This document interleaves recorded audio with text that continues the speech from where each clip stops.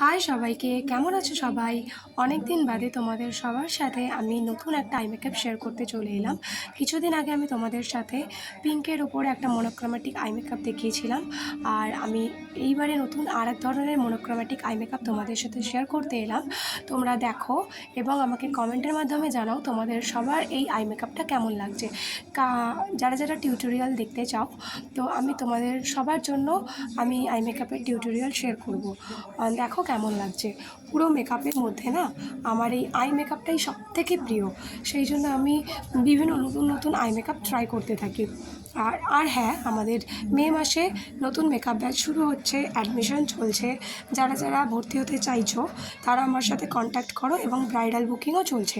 আমি এটার শেষে আমাদের মেকআপ একাডেমিতে কী কী শেখানো হয় সেটা শেয়ার করে দেবো।